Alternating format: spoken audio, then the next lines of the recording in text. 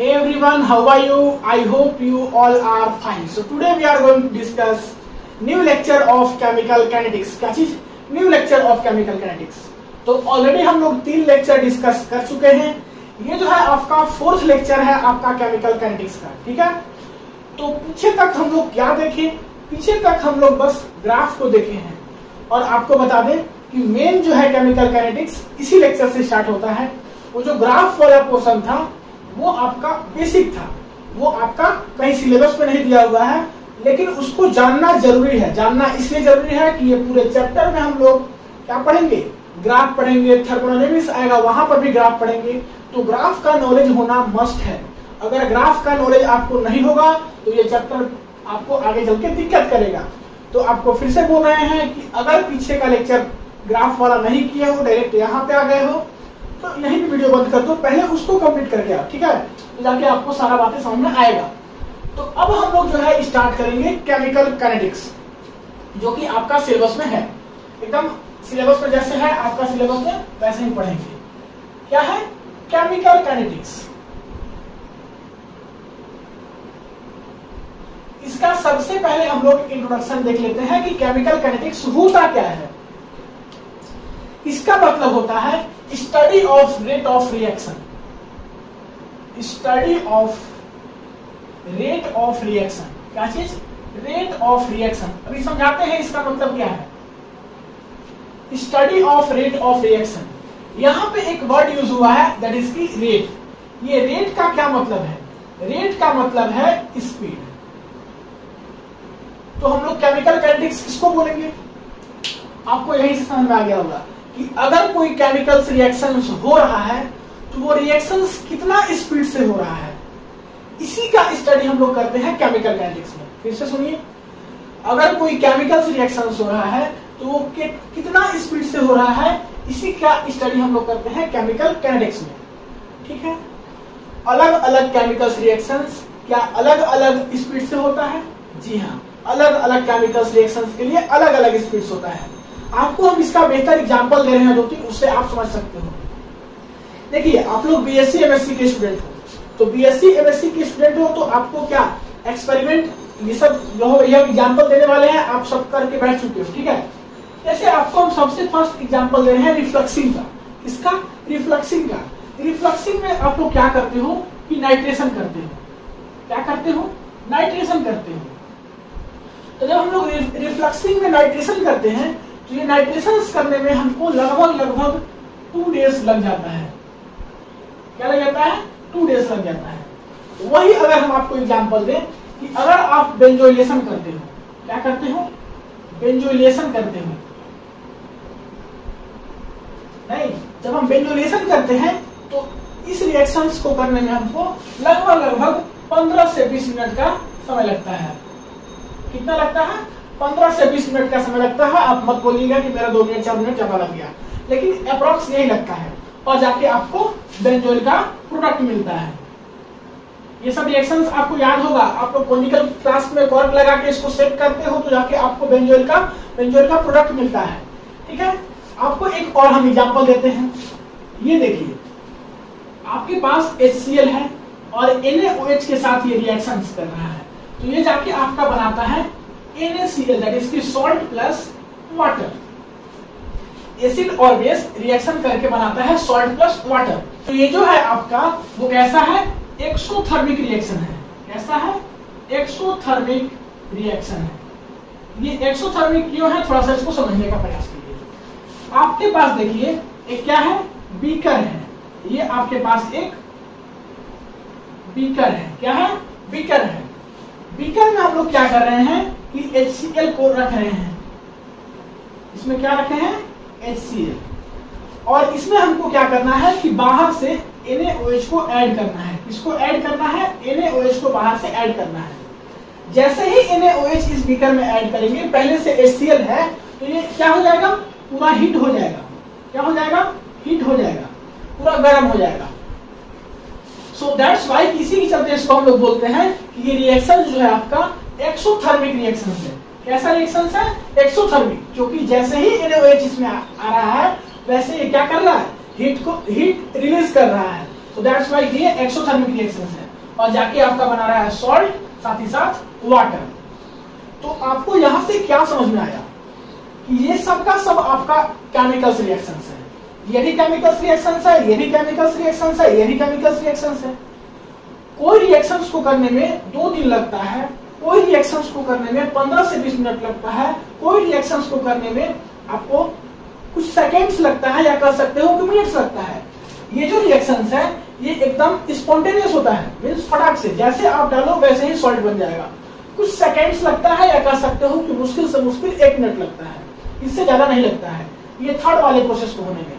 तो हम क्या बोले कि अलग अलग रिएक्शंस जो है अलग अलग स्पीड से होता है, और कौन सा केमिकल्स रिएक्शंस कितना स्पीड से हो रहा है उसी का स्टडी हम लोग करते हैं केमिकल काइनेटिक्स में।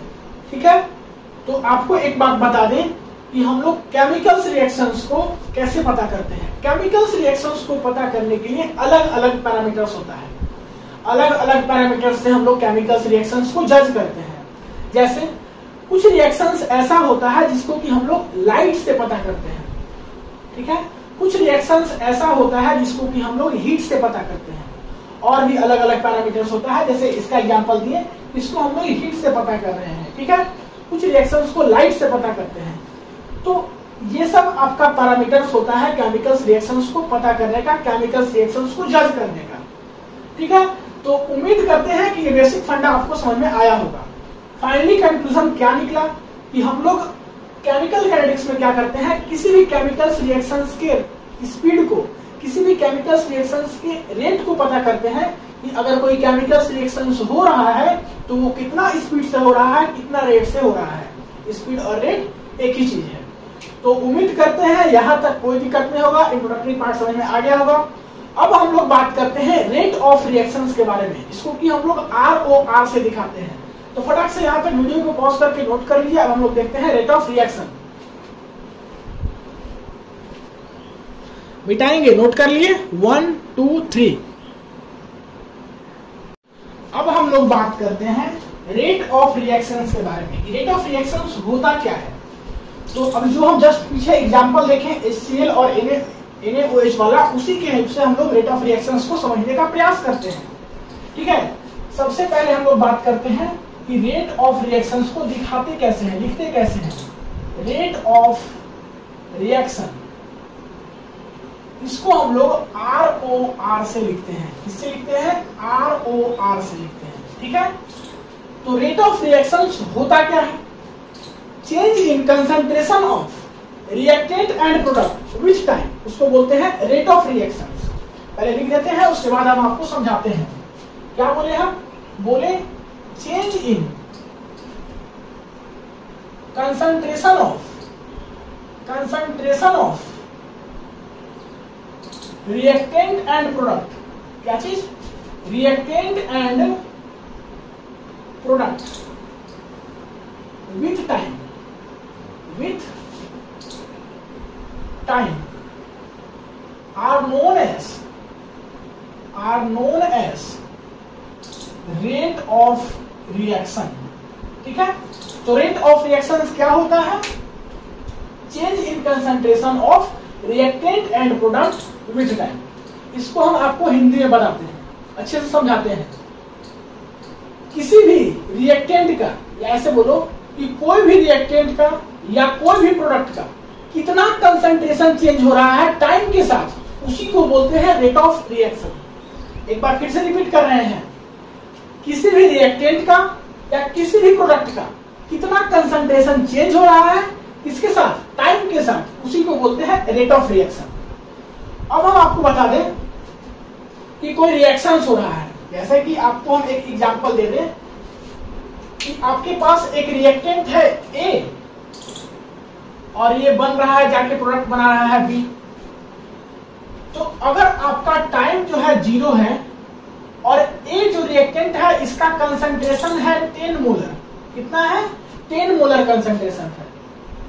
तो T = 0, इसका क्या मतलब है कि जब रिएक्शन स्टार्ट नहीं हुआ है, इसको ऐसे समझिए कि आपके पास बीकर है और बीकर में जो है आपके पास HCl है, और वो कितना HCl है? 10 मोलर HCl है।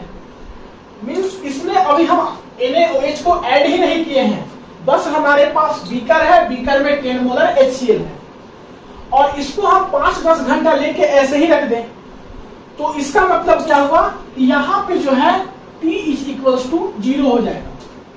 जब इसमें हम कुछ भी ऐड नहीं किए हैं, हम आपको पकड़ा दिए बीकर, इसमें HCl 10 मोलर ले लिए, बोले कि लो पकड़ के 5 घंटे खड़ा रहो, तो इसका मतलब क्या हुआ कि T = वहां पे 0 हुआ, कोई केमिकल रिएक्शन वहां पे नहीं हो रहा है। तो T = 0 वो टाइम है जहां केमिकल रिएक्शंस नहीं हो रहा है, आप लिख लेना ब्रैकेट में करके। तो T = 0 पे आपका A का कंसंट्रेशन 10 मोलर है। 10 मोलर कहने का मतलब क्या हुआ, 1 मोलर कहने का मतलब कि 1 मोल पर लीटर, तो 10 मोलर कहने का मतलब क्या हुआ कि 10 मोल पर लीटर। और अगर आपको 10 मोल पर लीटर से निकालना हुआ कि कितना HCl है, HCl का अमाउंट पता करना हुआ, तो कैसे निकालोगे? 10 mole of HCl in 1 litre of solution. तो आपको मोल्स दिया हुआ है 10, ठीक है, मास ऑफ सॉल्यूट M, इसी को निकालना है, बस आपको मोलर मास का वैल्यू पुट कर देना है, मास ऑफ सॉल्यूट निकल जाएगा, क्योंकि मोलर भी निकला हुआ है, दिया हुआ है। तो मास ऑफ सॉल्यूट जो होगा वही आपका उसका अमाउंट होगा। बात समझ में आ गया? किसका? HCl का अमाउंट। अब बात करते हैं कि 10 मोल HCl, 10 मोल HCl का क्या मतलब है? 1 मोल HCl का पहले क्या मतलब होता है वो समझिए। 1 मोल HCl का मतलब होता है 6.022 into 10 to the power 23 molecules of HCl। तो 10 मोल का क्या मतलब हो जाएगा? 10 into 6.022 into 10 to the power 23 molecules of HCl।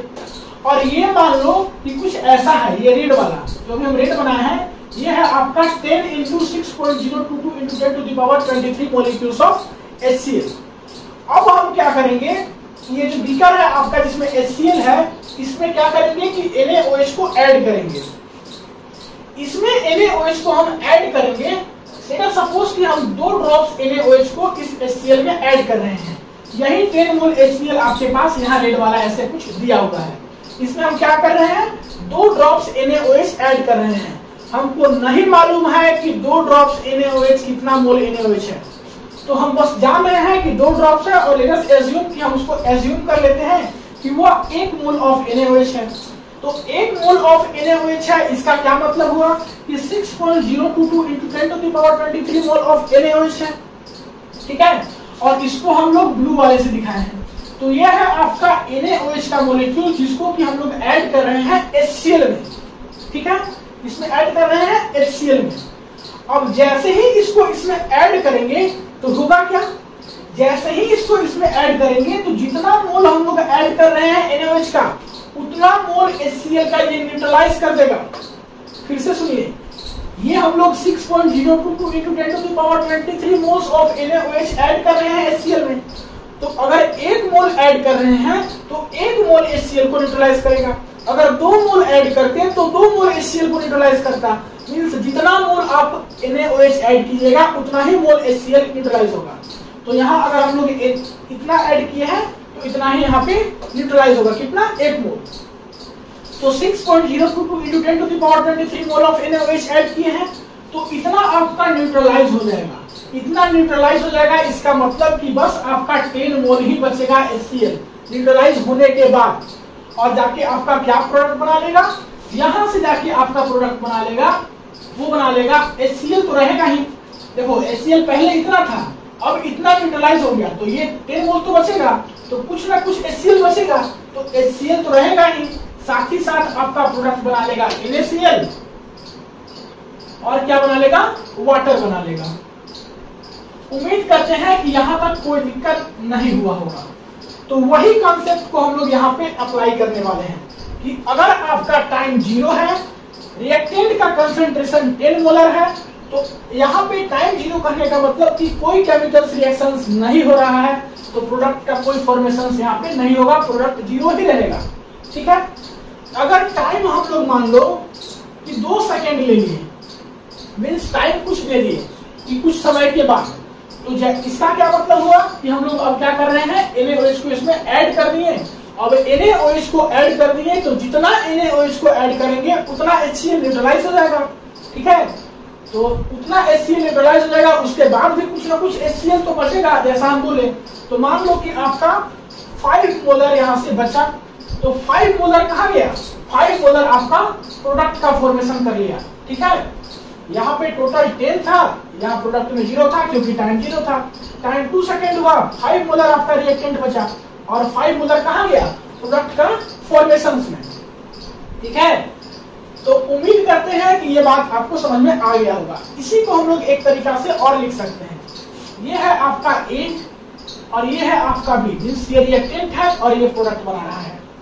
तो टाइम अगर 0 है, अगर हमारे पास कोई डाटा नहीं है कितना मोलर है, तो हम कैसे लिखेंगे वो आपको बता रहे हैं। टाइम 0 है, मान लो कि इसका कंसंट्रेशन है A, तो टाइम 0 पे कोई प्रोडक्ट नहीं बनेगा, जितना A है उतना ही रह जाएगा, तो यहाँ पे 0 हो जाएगा। अगर टाइम हम ले लेते हैं कुछ t, मतलब कि कुछ ना कुछ टाइम होगा, अगर यहाँ पे हम ले लें कि टाइम जो है t है, तो टाइम t पे क्या होगा, a माइनस एक्स, ये x क्या है, कुछ ना कुछ यहाँ से आपका प्रोडक्ट का फॉर्मेशन में कंसंट्रेशन गया होगा, वही x है। कितना गया होगा, x गया होगा, तो वही x को यहाँ पे लिखे हैं, जितना यहाँ पे गया है प्रोडक्ट फॉर्मेशन में, उसी x को यहाँ पे लिख देना है, और कुछ नहीं। तो उम्मीद करते हैं यहाँ तक आपको कोई दिक्कत नहीं हुआ होगा। अब जो है हम लोग बात करते हैं कि रेट ऑफ रिएक्शंस को लिखेंगे कैसे, इन टर्म्स ऑफ रिएक्टेंट भी, इन टर्म्स ऑफ प्रोडक्ट भी। तो यहाँ तक वीडियो को पॉज करके नोट कर लीजिए, मिटाते हैं, उसके बाद देखते हैं कि रेट ऑफ रिएक्शंस को हम लोग कैसे लिखेंगे। मिटा दे, 1 2 3। अब हम लोग बात करते हैं कि रेट ऑफ रिएक्शंस को लिखते कैसे हैं। नहीं, रेट ऑफ रिएक्शंस को हम लोग कैसे लिखेंगे। तो देखिए, रेट ऑफ रिएक्शंस को हम लोग जानते हैं कि ROR से दिखाते हैं, या तो इसी को हम लोग रेट भी बोल सकते हैं, आपको जो मन शो करिए, ठीक है। तो रेट ऑफ रिएक्शंस को हम लोग कैसे दिखाते हैं वो समझिए। ये होता है आपका dC/dt, change in concentration with time, इसी को बोलते हैं रेट, आपको मालूम है। तो change in concentration with time, इसी को बोलते हैं रेट, और इसी को हम लोग और कैसे लिख सकते हैं, ΔC/ΔT, ठीक है। यहां से एक बात इंपॉर्टेंट, कि अगर स्मॉल t लिखा रहे केमिस्ट्री में, तो इसका मतलब होता है टाइम,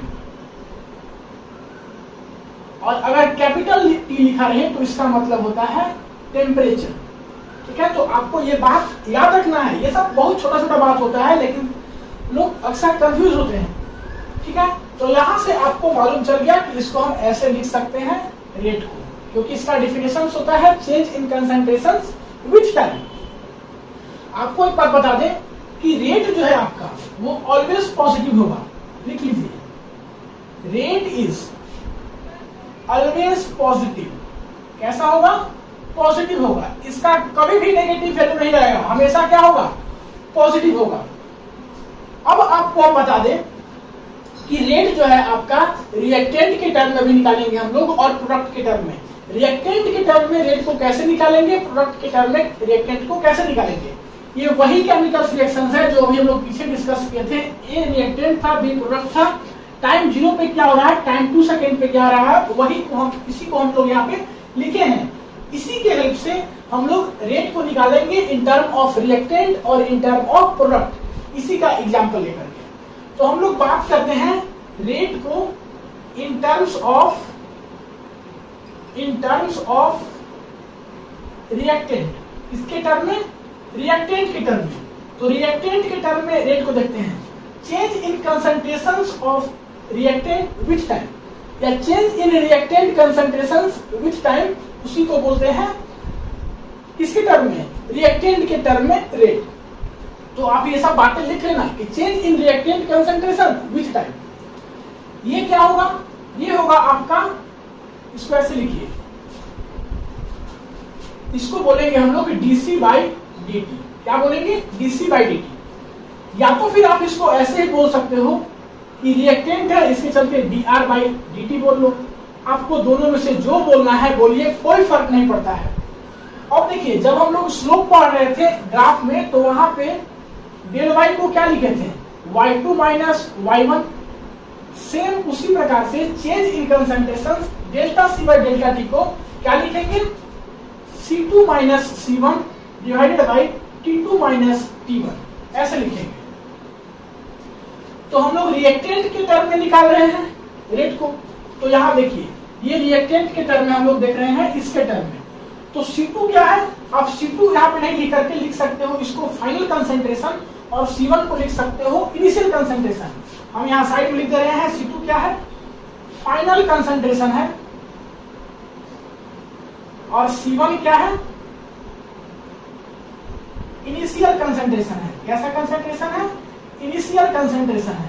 ठीक है, आप CF और CI करके भी लिख सकते हो। वैसे ही T2 क्या है, फाइनल टाइम है, और ये इनिशियल टाइम है। तो चलिए हम लोग इसका वैल्यू को इस डाटा से देखते हैं। C2 minus C1 that is की C2 क्या है, ये टाइम इक्वल्स 2 सेकेंड पे जो आपका A का वैल्यू है वही आपका C2 है। तो 5 मोलर माइनस C1 क्या है, ये 10 मोलर, क्योंकि हम लोग रिएक्टेंट की टर्म बात कर रहे हैं रेट को। और टाइम क्या है, T2 minus T1 that is की T2 आपका ये फाइनल टाइम हो गया, ये इनिशियल टाइम हो गया। तो 2 सेकेंड माइनस 0 सेकेंड ये हुआ। तो इसको अब हम लोग क्या करेंगे, कैलकुलेट करेंगे। देखिए आपको हम यहां से एक बात बता रहे हैं कि आप जब किसी भी दो टर्म को या तो ऐड करो या तो सब्ट्रैक्ट करो, तो आपको हमेशा एक बात याद रखना होगा कि दोनों टर्म का यूनिट सेम होना चाहिए। अगर दोनों टर्म का यूनिट सेम नहीं होगा तो आपका कैलकुलेशन गलत हो जाएगा। जब आप न्यूमेरिकल बनाओगे तो आप हड़बड़ में गलत कर दोगे। इसलिए हम आपको बता रहे हैं कि अगर दो टर्म का आप एडिशन करो या सब्ट्रैक्ट करो, आपका क्या होना चाहिए, दोनों टर्म का यूनिट सेम होना चाहिए। एज फॉर एग्जाम्पल हम आपको दे रहे हैं, देखिए यहाँ पे आपके पास अगर हम बोल दें कि 50 ग्राम और 2 kg को ऐड करना है, तो आप क्या बोलोगे इसको कि ये 52 kg है या तो ये 52 ग्राम है। ये दोनों का दोनों गलत है, ना तो ये 52 kg है ना तो ये 52 ग्राम है, क्योंकि दोनों का यूनिट जो है आपका डिफरेंट है। ये ग्राम में है, ये केजी में है। तो सबसे पहले यूनिट को कन्वर्ट करेंगे। यूनिट को कैसे कन्वर्ट करेंगे, किसी एक को आप कन्वर्ट कर लो। इसको ग्राम में ही छोड़ देते हैं, केजी को ग्राम में कन्वर्ट कर लेते हैं, दैट इज की 2 × 10⁻³ ग्राम। तो यहां से हो जाएगा 2050 ग्राम। ऐसे ऐड करना है। यहाँ पे तो यूनिट दोनों का सेम है, यहाँ पे भी दोनों का यूनिट सेम है, लेकिन बस हम बता दिए कि अगर यूनिट अलग रहेगा, जैसे यहाँ अगर आपका सेकेंड रहता, यहाँ मिनट रहता, तो आपको पहले कन्वर्ट कर लेना है। ठीक है, तो यहाँ से क्या हो जाएगा, 5 molar minus 10 molar that is की -5 मोलर, और यहाँ से आपका हो जाएगा 2 सेकेंड। तो आप यहाँ से लिख सकते हो सिंपली कि 2.5, ये कट जाएगा, तो -2.5 मोलर सेकेंड ऊपर चला जाएगा तो सेकेंड इनवर्स हो जाएगा। ठीक है, ये यहां से हो जाएगा rate in term of reactant. लेकिन बड़ा इंपॉर्टेंट बात यहाँ पे ये है कि हम तो पहले बोले हैं कि रेट इज ऑलवेज पॉजिटिव। यहाँ पे देखिए एक चीज लिख दिए हैं कि rate is always positive, but rate तो हमारा यहाँ पे आ रहा है नेगेटिव। ये कैसे संभव हो गया, तो आपको बता दें कि जब आप रिएक्टेंट की बात कर रहे हैं, किसकी बात कर रहे हैं, रिएक्टेंट के रेट की बात कर रहे हैं, तो आपको यहाँ पे नेगेटिव साइड लगा देना है। अगर dc/dt से दिखा रहे हो तो भी, और dr/dt से दिखा रहे हो तो भी, तब जाकर के ये नेगेटिव आपका क्या हो जाएगा, पॉजिटिव हो जाएगा, और रेट आपका पॉजिटिव हो जाएगा। देखिए यहाँ पे हम एक बात आपको बता रहे हैं कि रेट जो है हमेशा आपका पॉजिटिव क्यों होता है। ऐसे समझिए कि आपका रिएक्टेंट जो है वो है 10 और प्रोडक्ट जो है आपका जाके बना 5, मींस रिएक्टेंट 10 मोलर है और प्रोडक्ट जाके बन रहा है 5 मोलर। तो ये पॉसिबल है नहीं, क्योंकि इसके बाद भी आपका 5 मोलर बचेगा, क्योंकि आपका क्या होगा, पॉजिटिव वैल्यू होगा। लेकिन वही अगर हम बोले कि रिएक्टेंट ही आपका 5 मोलर है, तो क्या प्रोडक्ट 10 मोलर बनेगा क्या? अगर रिएक्टेंट 5 मोलर से प्रोडक्ट 10 मोलर होगा, तब यहां से -5 मोलर आपका बचेगा, और ये निगेटिव वैल्यू है, जो कि ये पॉसिबल नहीं है। पॉसिबल ऑलरेडी यही है कि रिएक्टेंट 10 मोलर से प्रोडक्ट 5 मोलर बन सकता है, ये नहीं कि 5 मोलर रिएक्टेंट से प्रोडक्ट 10 मोलर बन सकता है। सो दैट्स व्हाई हमेशा रेट क्या होता है, पॉजिटिव होता है। इसको मिटाते हैं और उसके बाद फिर हम लोग देखते हैं rate in term of product. तो अब हम लोग बात करते हैं rate in term of product. Rate in term of product. अगर आपको प्रोडक्ट के टर्म में रेट निकालना है तो इसको आप लोग क्या बोलोगे, DP by D. Rate equals to क्या बोलोगे, डीपी बाई डी, या तो फिर आप बोल सकते हो डीसी बाई डी। आपको जो बोलना है बोलिए, कोई फर्क नहीं पड़ता है। तो डीपी बाई डी अगर बोलोगे तो क्या हो जाएगा, P2 माइनस P1। P2 क्या है, फाइनल कंसंट्रेशन, और P1 क्या है, initial concentration, divided by T2 minus T1, final time minus initial time. तो यहां देखिए आपका P2 क्या है, ये है 5 मोलर, तो 5 मोलर माइनस आपका P1 क्या है, 0 मोलर, डिवाइडेड बाई आपका T2 क्या है, 2 सेकेंड, और ये क्या है, 0 सेकेंड। तो आप यहां से देखिए 5 मोलर बचेगा डिवाइडेड बाई 2 सेकेंड बचेगा, तो कट कर दीजिए, क्या बचेगा, 2.5 मोल सेकेंड इनवर्स, ये जाके बचेगा। और ये आपका रेट जो है प्रोडक्ट का, ये भी आपका पॉजिटिव होता है। यहाँ पे आपको कोई पॉजिटिव साइन और नेगेटिव साइन लगाने की जरूरत नहीं है, ये ऑलवेज पॉजिटिव ही होता है। यहाँ पे आपको नेगेटिव साइन नहीं लगाना है यहाँ के जैसा, ठीक है। तो आपको क्या पता चला, जब हम रेट निकाले इन टर्म ऑफ रिएक्टेंट और रेट निकाले इन टर्म ऑफ प्रोडक्ट, तो दोनों के केस में आपका रेट बराबर होगा। अभी हम लोग थोड़ा बेसिक सीख रहे हैं, इसलिए रिएक्टेंट और प्रोडक्ट दोनों का रेट निकाल रहे हैं। जब आप लोग अच्छे से ये सब आपका मतलब कि दिमाग में हो जाएगा, तो किसी आप एक को निकालिए, रिएक्टेंट का रेट को निकालिए, प्रोडक्ट का निकालने का जरूरत नहीं है, या प्रोडक्ट का निकालिए, रिएक्टेंट का निकालने का जरूरत नहीं है, क्योंकि दोनों का आपका जो है वो इक्वल होता है। तो आप यहाँ पे साइड में करके लिख लो कि rate of reactant, rate of reaction of reactant, rate of reaction of reactant जो है वो बराबर होगा rate of reaction of product के, ठीक है। इसको आप लोग ब्रैकेट में करके लिख लो, बाद में आपको अगर निकालने के लिए दिया तो किसी एक से आप निकाल करके दूसरा को पता कर सकते हो। तो उम्मीद करते हैं कि यहाँ तक आपको कोई दिक्कत नहीं हुआ होगा। अब हम लोग बात करते हैं कि इसका यूनिट क्या है, तो यूनिट को निकालेंगे। तब तक के लिए वीडियो को पॉज करके फटाक से नोट कर लीजिए। अब हम लोग देखते हैं कि इसका यूनिट क्या होगा। अब हम लोग बात करते हैं unit of rate of reaction. क्या चीज, unit of rate of reactions के बारे में बात करेंगे। इसका यूनिट क्या होगा, unit of rate of reaction, हम लोग इसके बारे में अब बात करेंगे। देखिए रेट क्या होता है, चेंज इन कंसंट्रेशन। रेट क्या होता है, चेंज इन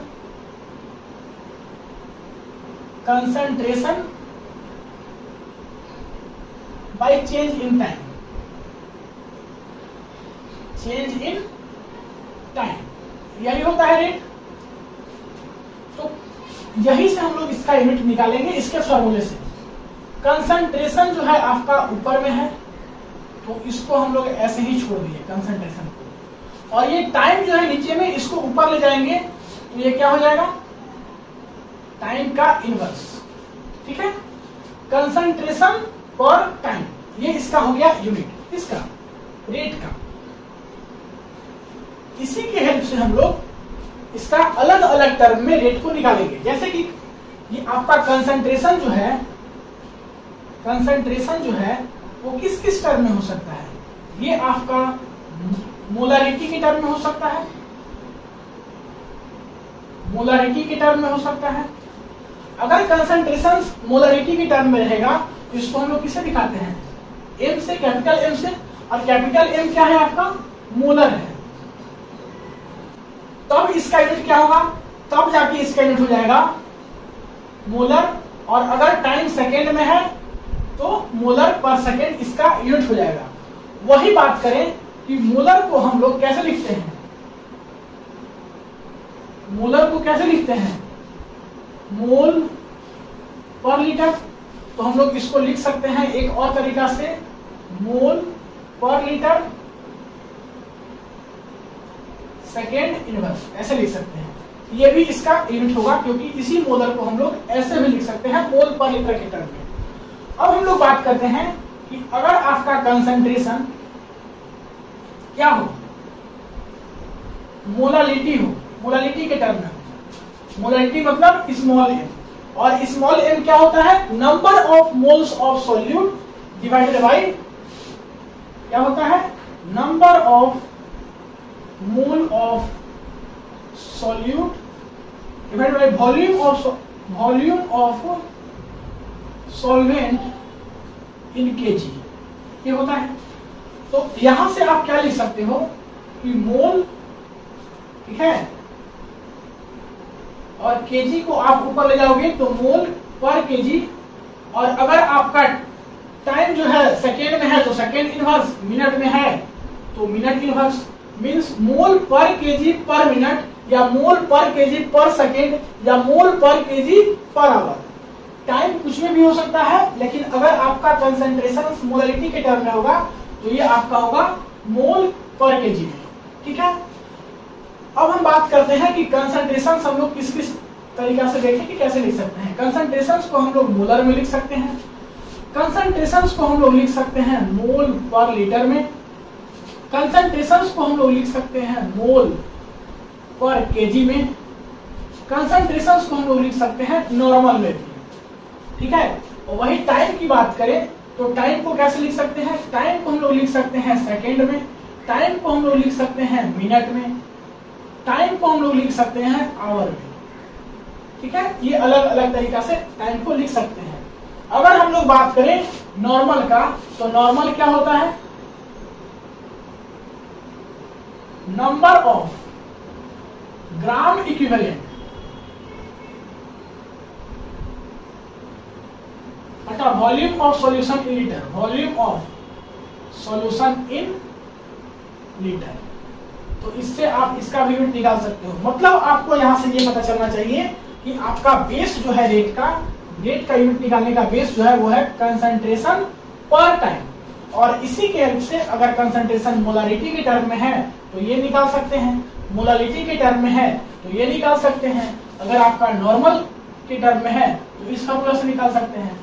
मींस आपको यूनिट निकालने के लिए ये चीज बस याद होना चाहिए। एग्जाम में अगर आपको निकालने की आवश्यकता पड़ा तो आपको बेसिक बस डेफिनेशन से याद रहेगा, उससे जब ये बना लीजिएगा तो अलग अलग फॉर्म में आप इसका यूनिट निकाल सकते हैं।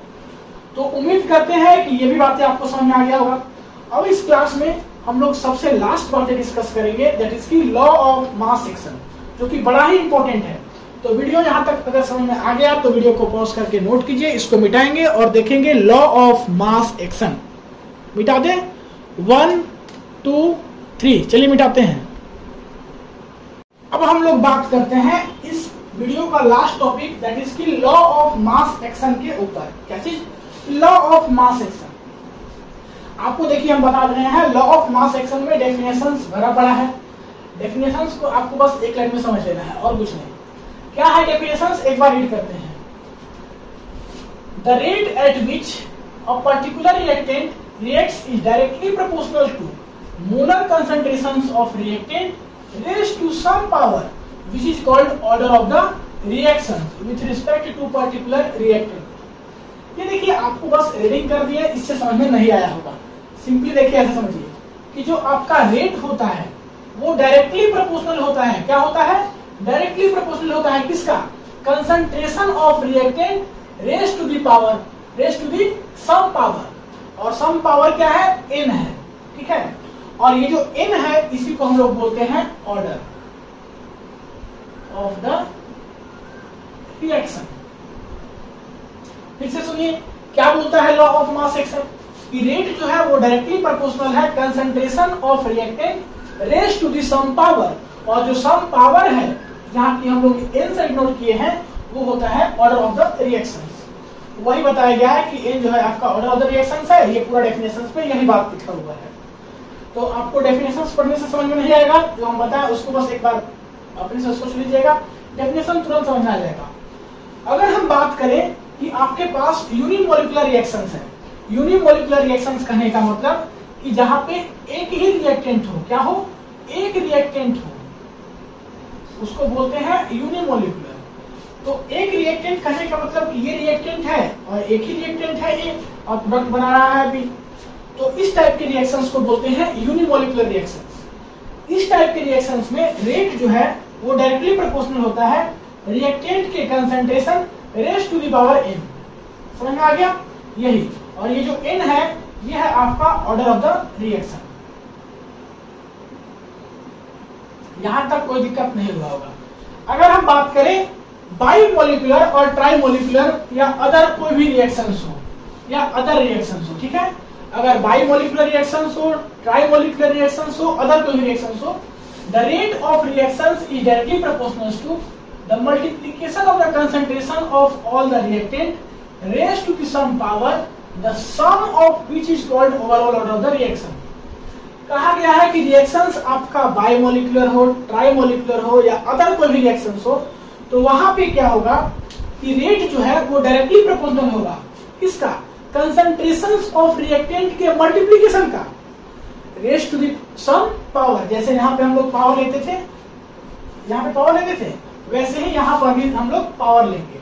तो क्या बोला गया है कि ये देखिए आपके पास दो रिएक्टेंट है, इसके चलते ये बाइमोलिकुलर रिएक्शंस है और यहाँ जाके बना रहा है प्रोडक्ट, तो रेट जो है यहाँ पे वो डायरेक्टली प्रोपोर्शनल होगा ये दोनों रिएक्टेंट के कंसंट्रेशंस के मल्टीप्लिकेशन के, concentration of A, concentration of B, ये रिएक्टेंट है, और raise to the some power that is की कुछ भी हम पावर ले एल एम, आपको जो मानना है मान लीजिए, कोई फर्क नहीं पड़ता है। आपको ये तो मालूम ही होगा कि इसको हम लोग इसके अंदर जो भी चीज दिखाते हैं वो आपका इसका मतलब होता है कंसंट्रेशन ऑफ ए। कंसंट्रेशन के लिए हम लोग ये बॉक्स को दिखाते हैं, तो concentration of A, concentration of B, raise to the some power. और कहा गया है कि अगर आप इस पावर को दैट इज की एल एंड एम को आप जोड़ दीजिएगा तो आपको ओवरऑल ऑर्डर मिल जाएगा, ठीक है, क्योंकि ये तो ए रिएक्टेंट के रिस्पेक्ट में ऑर्डर है और ये बी रिएक्टेंट के रिस्पेक्ट में ऑर्डर है, तो आपको अगर ओवरऑल ऑर्डर चाहिए तो आपको दोनों को क्या करना होगा, जोड़ना होगा, एल प्लस एम करना होगा। एक यहाँ से और इम्पोर्टेंट बात, ये एल एंड एम जो है आपका वो ऐसा हो सकता है कि ये कोएफिशिएंट ए एंड बी के बराबर हो या तो नहीं भी हो सकता है। अब कब होगा कब नहीं होगा उसके ऊपर हम बात करेंगे। क्या बोले कि एल एंड एम जो है वो आपका मे और may not be equals to A and B, और ए एंड बी आपका क्या है, कोएफिशिएंट है। ये रिएक्शंस है, यहाँ पे दिख रहा होगा कि ए एंड बी आपका कोएफिशिएंट है। कौन सा A B, small A small B, तो इसके ये इक्वल हो भी सकता है, इक्वल नहीं भी हो सकता है। अब हम बात करते हैं कि कब इक्वल होगा। देखिए हम बात कर रहे हैं एलिमेंट्री रिएक्शन का, एलिमेंट्री रिएक्शन का। एलिमेंट्री रिएक्शंस का क्या मतलब है, जो कि आपका एक ही स्टेप में हो जाए, मींस ऐसा रिएक्शंस जिसका मैकेनिज्म जो है एक ही स्टेप में हो जाए, वन स्टेप मैकेनिज्म हो जाए, इसको क्या बोलते हैं, एलिमेंट्री रिएक्शन। तो हम लोग एक एलिमेंट्री रिएक्शंस का एग्जांपल लेते हैं।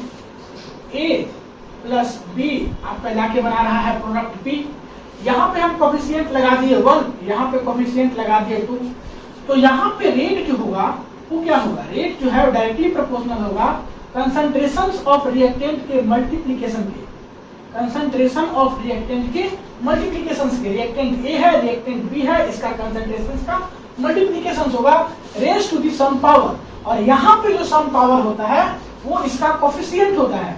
तो ए का कोएफिशिएंट क्या है 1 और बी का कोएफिशिएंट क्या है 2, तो यही इसका यहाँ पे क्या होगा, पावर होगा। और ये दोनों को अगर हम जोड़ दें तो क्या होगा, overall order of the reaction, अभी उसका हम बात करेंगे। तो यहाँ पे देखिए कि जो एल एंड एम है वो बराबर है इसके कोएफिशिएंट के। किस केस में, जब रिएक्शंस एलिमेंट्री हो तब। आपको खुद से नहीं मानना है कि एल एंड एम जो है कोएफिशिएंट के बराबर होगा। रिएक्शंस में जब मेंशन किया रहे कि रिएक्शंस एलिमेंट्री है तभी आप एल एंड एम को इसका कोएफिशिएंट के बराबर मान सकते हो, वरना आपको अपने से मानने का कोई अधिकार नहीं है। अधिकार की बात कर रहे हैं, तो पूरा गलती करके आ जाओगे। रिएक्शंस एलिमेंट्री रहे तो L and M may be equals to A and B, that is की कोफिशिएंट, जो कि यहाँ पे हम दिखाएं। अगर नहीं है तो फिर नहीं सोचना है ज्यादा। यहाँ पे अगर हमको ओवरऑल ऑर्डर निकालने के लिए बोला जाए, overall order of the reaction निकालने के लिए बोला जाए, तो कैसे निकालेंगे? हम लोग निकालेंगे order of reactions with respect to A का concentration, order of reactions with respect to B का कंसंट्रेशन। तो आप लोग लिख लेना कि order of reactions with respect to A concentration plus order of reactions with respect to B concentration. नीचे में ए कंसंट्रेशन का 1 है, बी कंसंट्रेशन का 2 है, तो ये आपका थर्ड ऑर्डर रिएक्शंस हो जाएगा। कैसा हो जाएगा? थर्ड ऑर्डर रिएक्शंस हो जाएगा, जो कि आपका ओवरऑल ऑर्डर रिएक्शंस हो जाएगा। एक बात यहाँ से हम बड़ा इंपॉर्टेंट बात डिस्कस करने वाले हैं, जो कि अभी नहीं बाद में डिस्कस करेंगे, लेकिन अभी आपको बस थोड़ा सा आइडिया दे दें। अगर रिएक्शंस आपका एलिमेंट्री नहीं हुआ, रिएक्शंस अगर आपका एलिमेंट्री नहीं हुआ तो क्या होगा? तो इसका मतलब कि रिएक्शंस जो है आपका वो 4 से 5 स्टेप में हो रहा है। मींस रिएक्शंस का मैकेनिज्म जो है आपका 4 to 5 स्टेप में हो रहा है, और वो 4 to 5 स्टेप में जो आपका स्लोवेस्ट स्टेप होगा, स्लोवेस्ट स्टेप होगा, वही आपका होगा रेट डिटरमाइनिंग स्टेप। क्या होगा? Rate determining step. ठीक है, तो इसका बात जो है हम लोग आगे करेंगे, अभी नहीं करने वाले हैं, बस आपको थोड़ा सा हिंट दे दिए। यहाँ से अगर आप एलिमेंट्री रिएक्शन समझोगे तो ये इसका अपोजिट किया कि अगर रिएक्शंस एलिमेंट्री नहीं हुआ तो रिएक्शंस एक स्टेप में नहीं होगा, 4 to 5 स्टेप में होगा, और आपका ये स्लोवेस्ट स्टेप इसमें से जो होगा उसी को बोलेंगे रेट डिटरमाइनिंग स्टेप। बाद में हम जब आएगा तो उसको डिस्कस करेंगे। तो उम्मीद करते हैं कि ये लेक्चर का सारा बातें आपको समझ में आ गया होगा।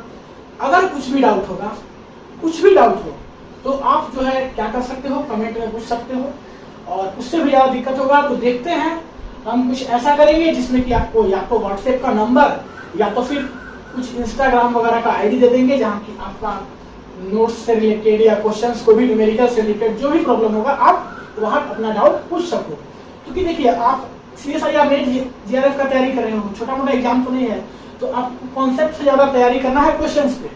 और एक क्लास और लेंगे हम लोग, इसके बाद एक क्लास और लेंगे, लेक्चर नंबर 05। उसके बाद फिर जितना हम लोग 5 लेक्चर तक थ्योरी पढ़े हैं उससे रिलेटेड 10-15 न्यूमेरिकल करेंगे, जो कि क्वेश्चंस आया है या आ सकता है। तो उसी लेक्चर में हम लोग बताएंगे कि उसका डाउट आपको कहाँ पूछना है। ठीक है, कुछ क्वेश्चंस आपको खुद से बनाने के लिए भी देंगे। तो उम्मीद करते हैं कि सारा बातें आपको समझ में आ गया होगा। मिलते हैं अगली क्लास में, तब तक के लिए पढ़ाई करते रहिए। All the very best. Video को पॉज करके नोट कर लीजिए।